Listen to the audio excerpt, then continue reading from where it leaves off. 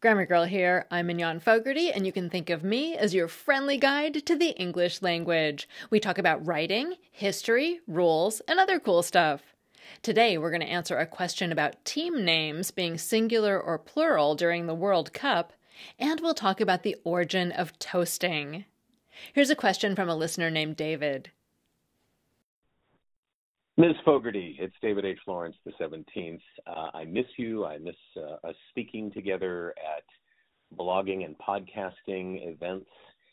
But right now, I am hurting. I feel like everything that I've learned about singular versus plural matching has been called into question after watching the World Cup.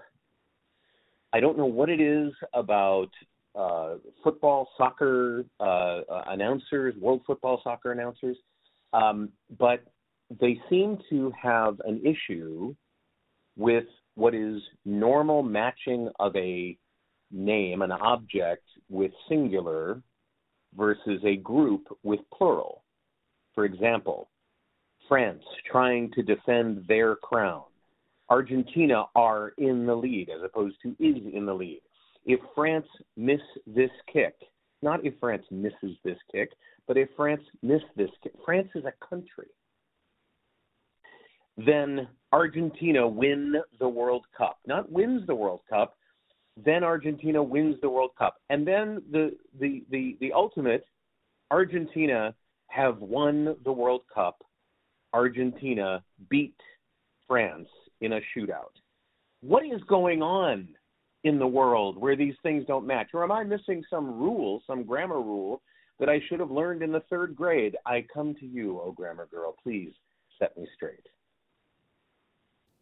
Hi, David. It's great to hear from you, and I can hear the confusion and frustration in your voice. You didn't miss anything in the third grade.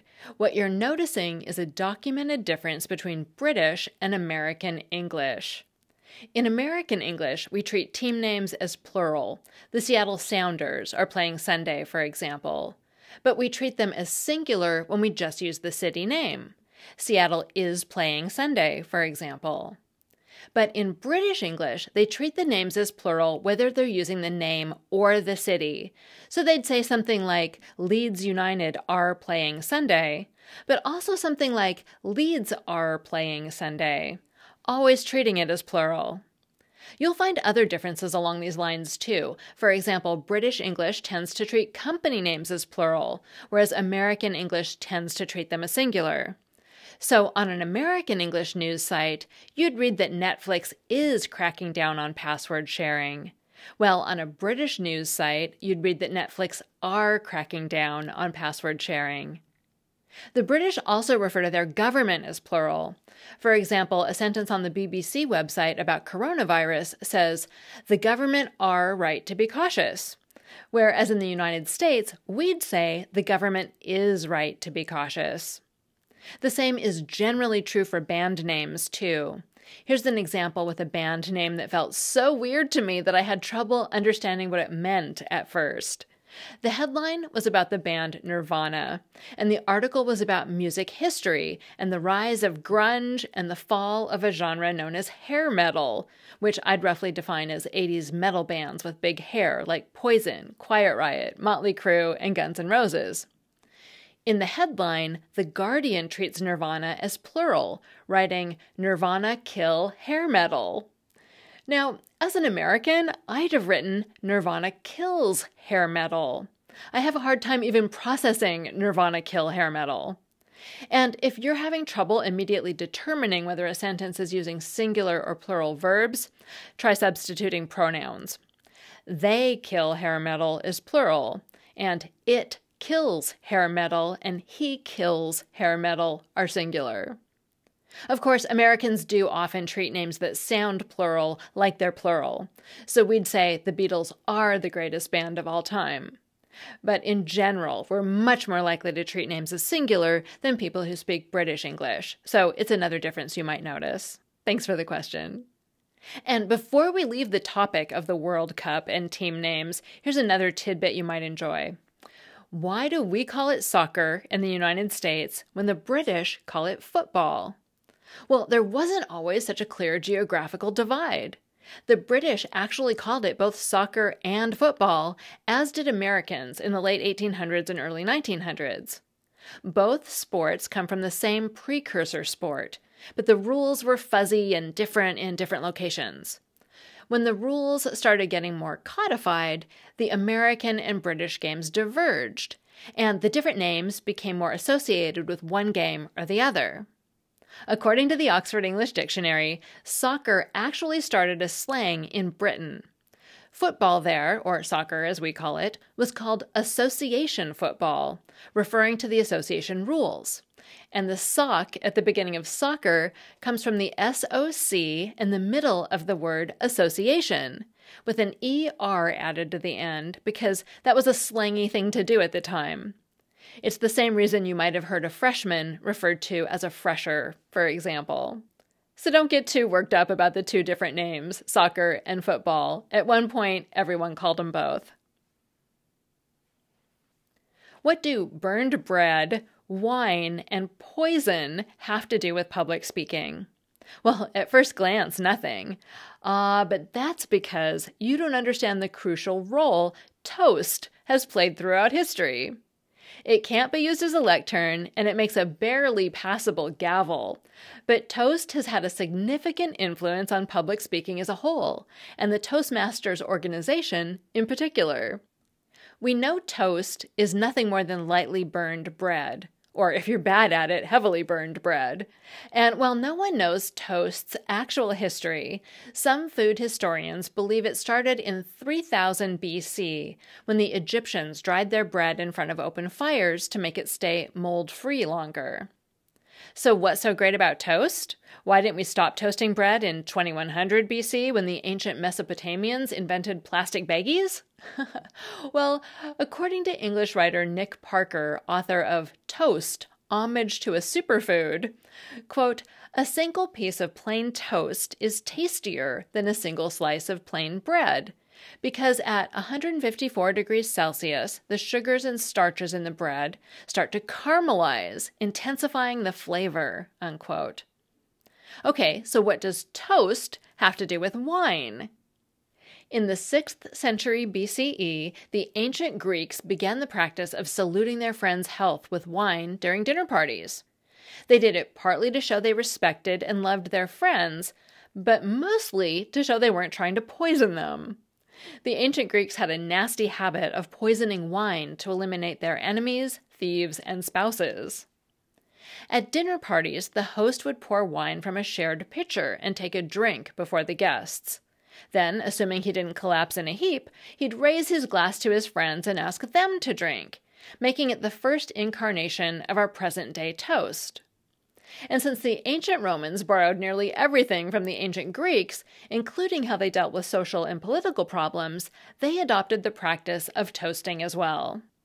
In fact, it's the ancient Romans who gave us the term toast. To reduce the acidity of bad wines and make them more pleasant to drink, they would drop pieces of toast into their cups. Eventually, the Latin term tostus, which means to dry up or scorch, came to refer to the drink itself. The practice of drinking to one's health eventually made its way to England, where the first recorded toast was at a feast between British King Vortigern and his Saxon allies around 450 AD. Rowena, the daughter of the Saxon leader Hengist, offered spiced wine to the king with the words, "Lord King, wes hael, Lord King, be of health." Vortigern was so impressed with Rowena's toast and beauty that he threw over his current wife and married Rowena, much to the dismay of the first Mrs. Vortigern. Rowena's wes hael eventually became the modern wassail, the practice of drinking mulled or spiced wine from a large bowl at Christmas time, which you may remember from the recent episode about Christmas words.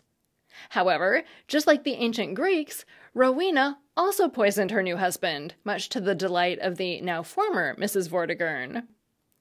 The ritual of drinking to a companion's health evolved over the next 12 centuries until it became known as simply toasting in the 1600s. Remaining true to the Roman custom, party-goers would drop a piece of toast into a shared glass. The last person who drank the wine claimed the toast at the bottom, trying desperately not to think of the backwash. The 1700s saw the creation of the position of toastmaster. This person was responsible for proposing toasts, announcing other toasts, and making sure all toasters were given the chance to make a contribution to the festivities. By this time, wine drinkers were always toasting to the health of their companions, although unlike their ancient Greek counterparts, they weren't trying to poison anyone. But the pre-drink ceremony became such a strict social obligation that poisoning may have been a less painful alternative. By the early 1800s, toasting was not only fashionable, refusing to toast or drink with another was a grave insult. Lord Henry Thomas Cockburn, Scotland's Solicitor General, wrote in his Memorials of his time that the drinking of toasts was, quote, a perfect social tyranny. Every glass during dinner had to be dedicated to someone. It was thought sottish and rude to take wine without this, as if, forsooth, there was nobody present worth drinking with, unquote. As the ritual of toasting evolved, so did the quality of the toasts, which led to greater competition between the toasters. Everyone tried to give the perfect toast in order to earn a reputation for being well-spoken and intelligent. Every possible topic, situation, incident, or current event was considered fair game. As we examine toasting history over the last 2,700 years, it's easy to see how it's shaped not only dining etiquette, but public speaking, as many acclaimed writers were also notable toast makers and speakers. Even in the speaking organization, Toastmasters International, the position of Toastmaster is there to ensure everyone has the chance to deliver their own speech. Speeches cover a variety of topics, and there's even a sense of friendly competition among speakers. At least, I hope it's friendly. And if you're not sure, don't drink anything offered to you until someone else drinks it first. That segment was written by Eric Deckers, a professional writer and the co-author of 4 social media books, including Branding Yourself.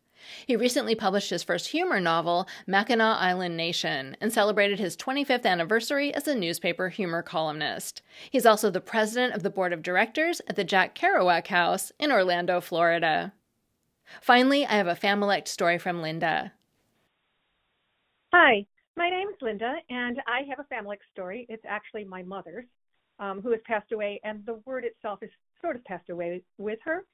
And I'm hoping by me telling it to everybody else, it kind of has a little revival. When she was tiny, during the Depression, she and my grandmother would go to a neighbor's house and pick berries. I think they were blackberries. And at the end, she would walk up with my grandmother, with a basket full of berries, and my grandmother would say to my mom, "What do you say?" And of course, my grandmother was prompting her to say thank you. But in my mother's little girl mind, she thought that the word says meant she had just picked stays. She thought that was the name of the berry. So for the longest time, she called them says. And to this day, when I go buy berries in the store, I think of my mom and that word. Thanks a lot. I hope you enjoyed that. I love your podcast. Have a great holiday. Thank you so much, Linda, for sharing that story, and I hope you and your family are having great holidays too. If you want to share the story of your Familect, a family dialect or word your family and only your family uses, call the voicemail line at 83321-4GIRL, and I might play it on the show. Be sure to tell me the story behind your word or phrase and call from a quiet place. Grammar Girl is a quick and dirty tips podcast. Thanks to my audio engineer Nathan Semes and my editor Adam Cecil. Our ad operations specialist is Morgan Christianson, whose favorite thing to do is watch old school music videos on YouTube. Our marketing and publicity assistant is Davina Tomlin, our digital operations specialist is Holly Hutchings, and our intern is Kamryn Lacy. And I'm Mignon Fogarty, better known as Grammar Girl. That's all. Thanks for listening.